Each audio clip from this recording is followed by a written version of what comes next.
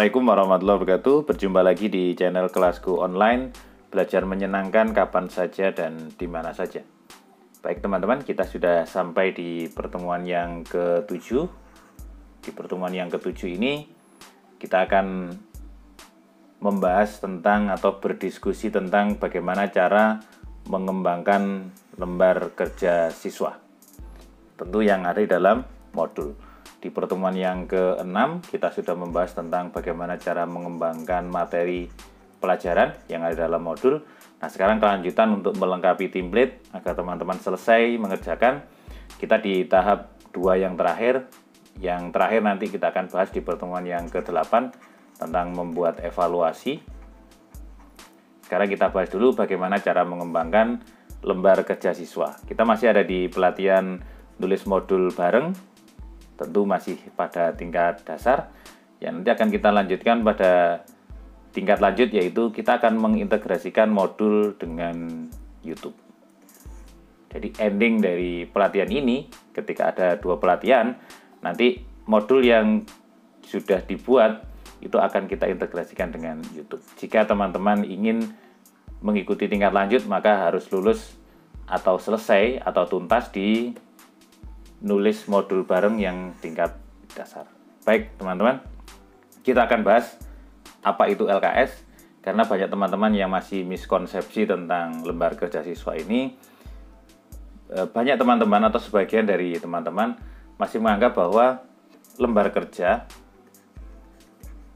LKS atau istilah teman-teman ada yang mengatakan LKPD, tidak ada masalah, dua-duanya sama, itu adalah buku yang biasanya dibeli oleh anak-anak.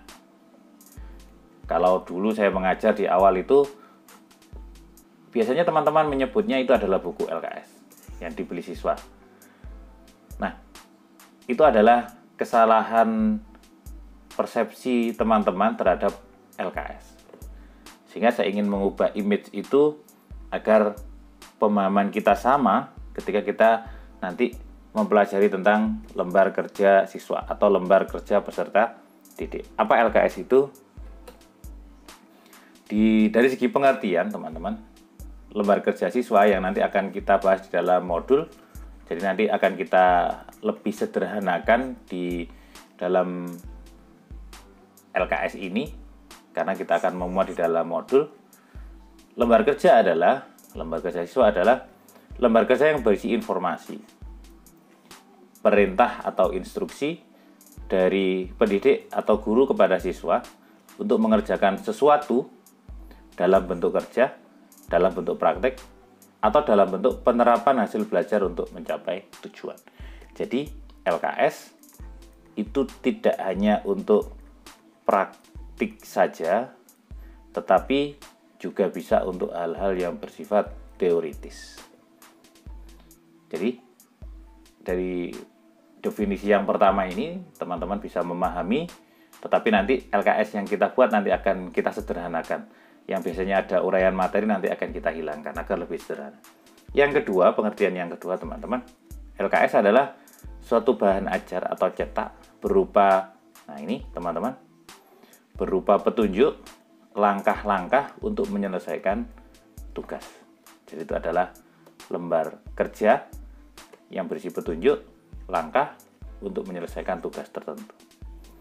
Yang ketiga, agar kita lebih mantap dalam memahami LKS, adalah lembaran-lembaran yang digunakan peserta didik sebagai pedoman dalam proses pembelajaran yang berisi tugas, baik berupa soal maupun kegiatan yang akan dilakukan oleh peserta didik. Jadi ini adalah definisi dari lembar kerja siswa. Semoga ini akan menjadi awal yang baik ketika kita sudah punya persepsi yang sama tentang definisi dari lembar kerja siswa. Apa tujuan dari kita membuat LKS atau lembar kerja siswa? Yang pertama adalah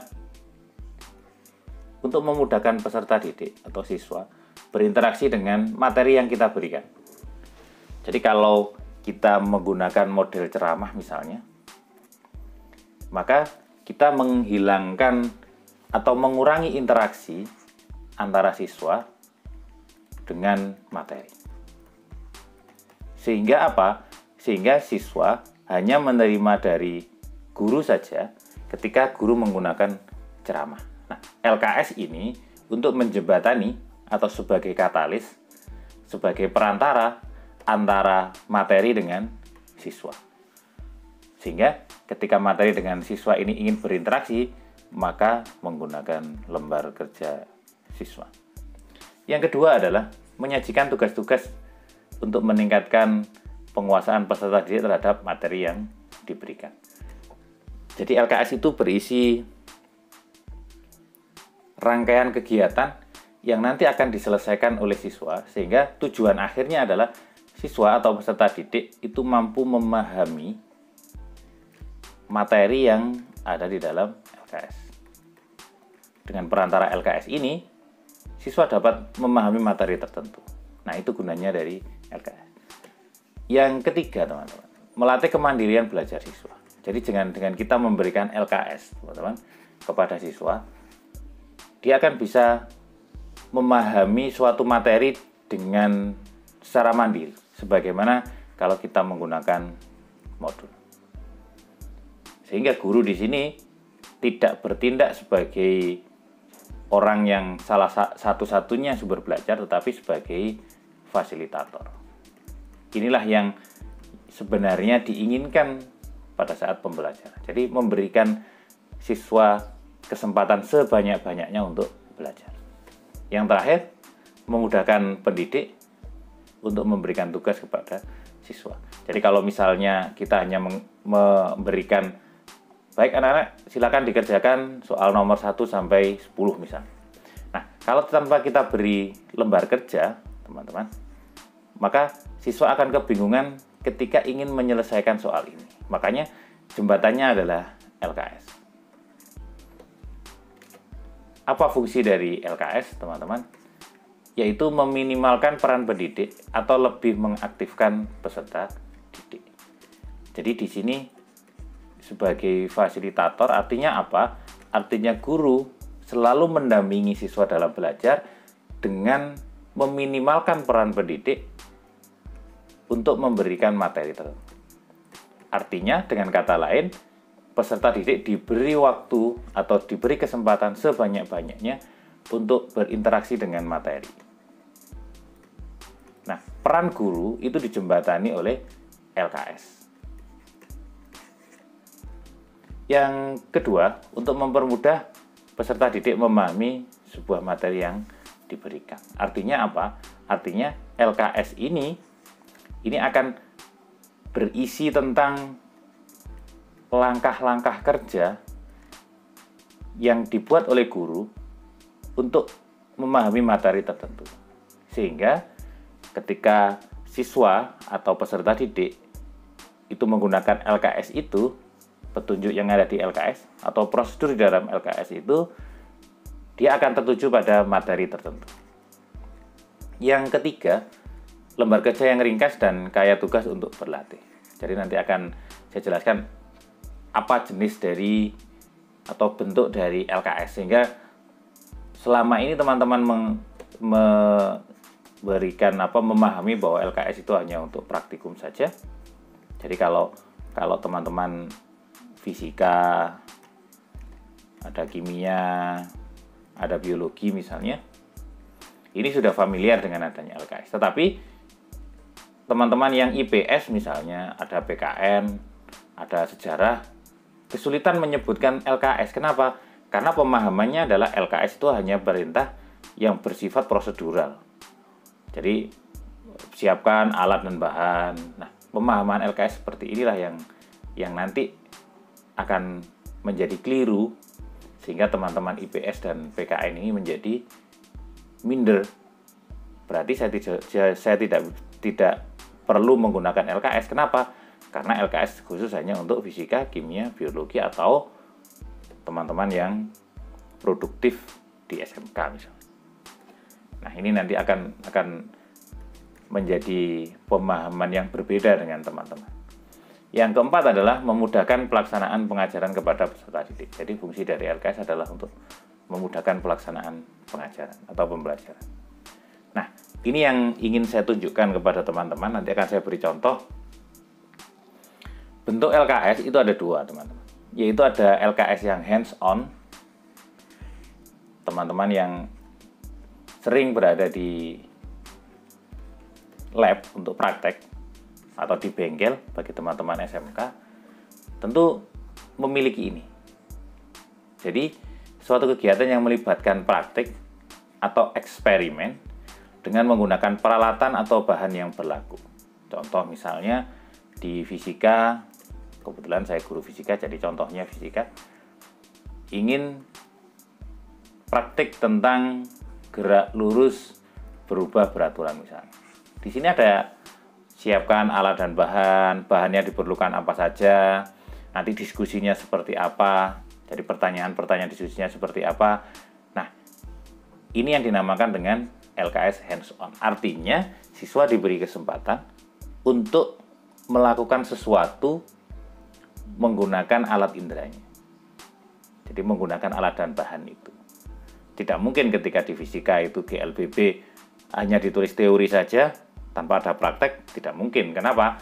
Karena hands-on ini memberikan kesempatan kepada siswa untuk mengerjakan sesuatu dengan cara mempraktikkan.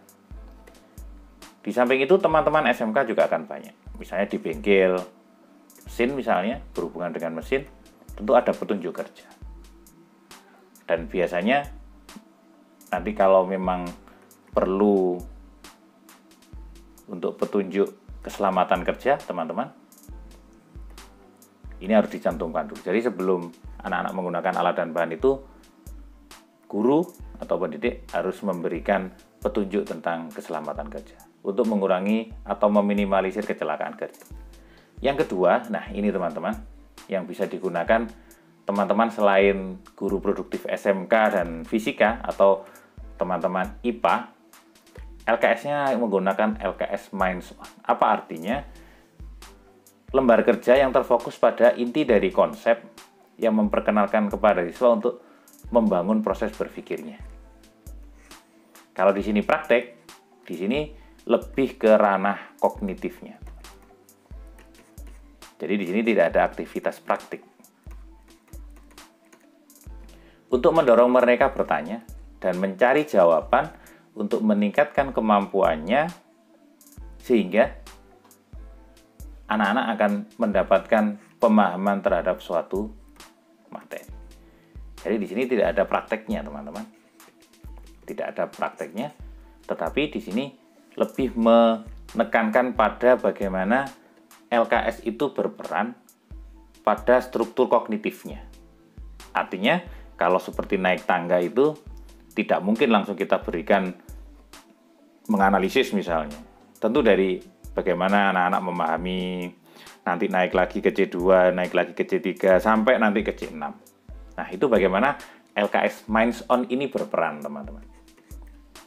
Jadi, teman-teman yang mengajar kalau disebut hanya teori saja, maka teman-teman bisa menggunakan LKS Minds-on. Nah, lebih jelasnya, saya akan menunjukkan LKS yang hands-on dulu, teman-teman.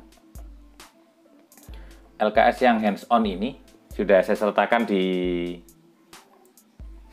template. Teman-teman cukup dipelajari. Jika ingin menambahkan poin-poinnya, silakan untuk poin-poin yang ada di sini, teman-teman. Nah, yang ada di sini, A, B, C, D, dan seterusnya ini, teman-teman bebas menambahkan ini sesuai dengan karakteristik dari materi teman-teman. Tentu kalau misalnya teman-teman ada yang di SMK yang mengajar produktif, tentu di sini harus diberi prosedur kerja tentang keselamatan misalnya. Terutama teman-teman yang menggunakan mesin-mesin besar yang berbahaya, yang itu membahayakan diri kalau tidak sesuai dengan prosedur yang dilakukan. Nah, seperti ini. Ini adalah termasuk hands-on. Ada alat dan bahan. Nah, ini siswa harus menyediakan alat ini atau bahan ini. Ada gelas aqua, ada kapas, ada biji kacang hijau, ada air. Nah, apa yang dilakukan?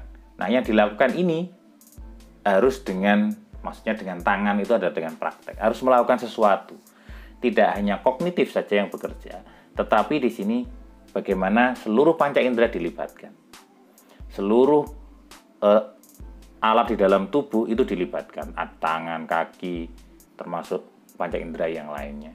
Nah, ini misalnya di sini gelas aqua disiapkan dan di dalamnya diberi kapas yang sudah ditetesi dengan air. Jadi siswa melakukan ini.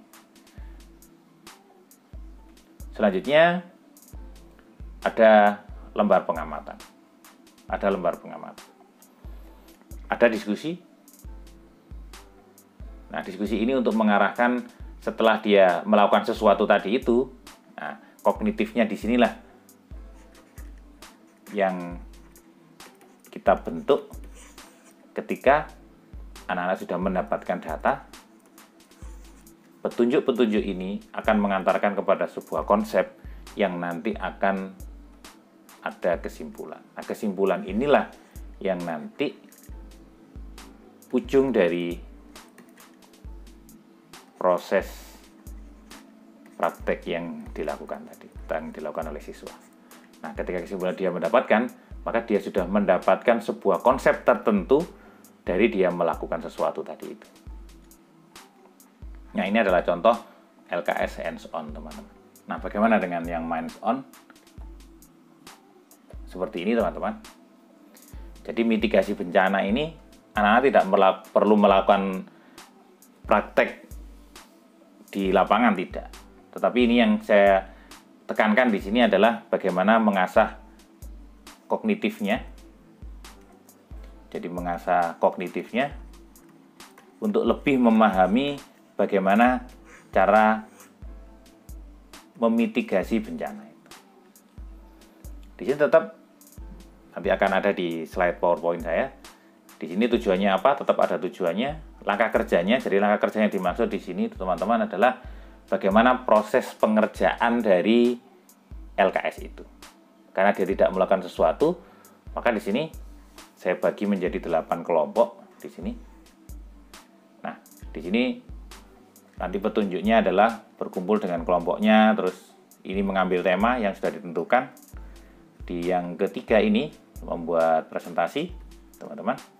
Terus yang keempat, yang terakhir, yaitu mempresentasikan hasilnya. Jadi ini tahap-tahap langkah kerja. Kalau yang tadi dia harus melakukan sesuatu, yang ini adalah lebih kepada ranah kognitifnya.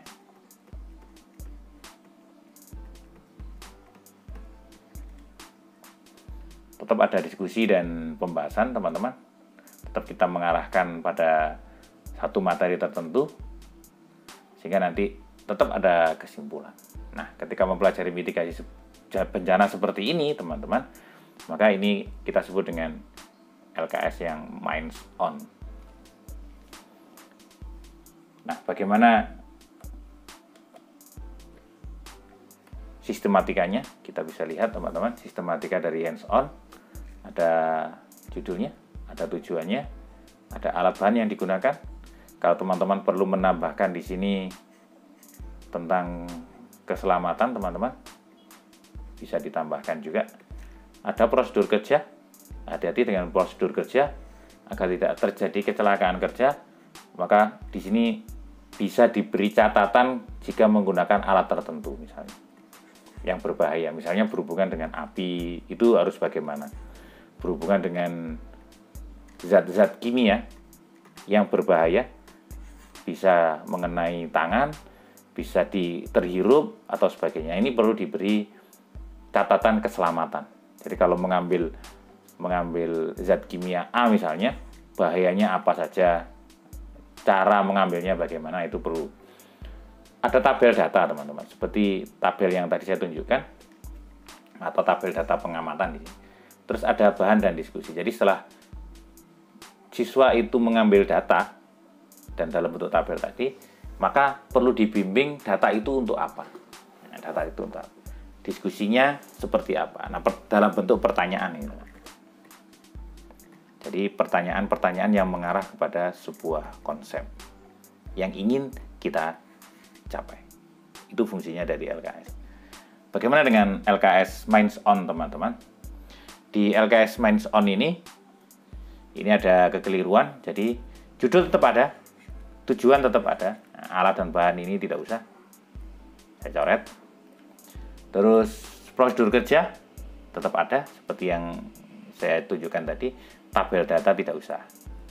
Nah, jadi untuk LKS yang minds on, jadi ini pada ranah kognitifnya, yang diperlukan adalah judul, tujuannya apa, prosedur kerjanya seperti apa, dan bahan diskusinya tetap ada. Termasuk di sini adalah kesimpulan. Jadi dua-duanya punya tujuan yang sama, yaitu untuk tercapainya pemahaman siswa terhadap materi tertentu. Nah, disinilah peran memberikan kesempatan kepada siswa untuk berinteraksi dengan materi. Apa yang ada di tengah ini? Yang di tengah adalah ada LKS. Itulah fungsinya LKS, teman-teman. Nah, kalau LKS hands-on itu memberikan pengalaman langsung anak-anak untuk belajar plus kognitifnya.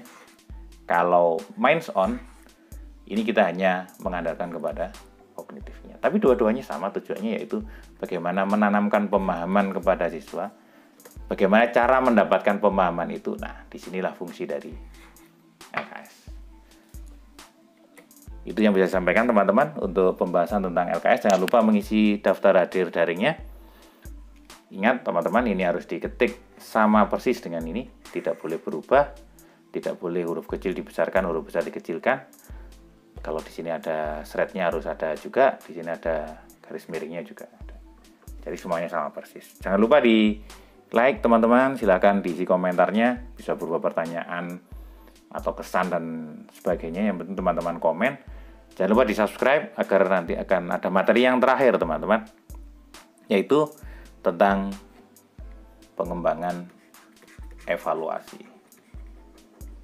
Nanti akan kita buat sesederhana mungkin. Saya tidak mematok harus menggunakan soal hot misalnya, yang high order thinking skill. Nanti teman-teman bisa mengembangkan sendiri bagi teman-teman yang sudah memahami soal hot. Nah, itu nanti kita akan bahas di pertemuan yang terakhir di pelatihan modul. Nah, jika ada pertanyaan silakan ditulis di kolom komentar, teman-teman. Ini saja yang bisa saya sampaikan. Jangan lupa di follow juga akun Instagram dari Kelasku Online ID. Sesekali silakan dilihat atau berkunjung ke kelaskuonline.id. Terima kasih. Assalamualaikum warahmatullahi wabarakatuh.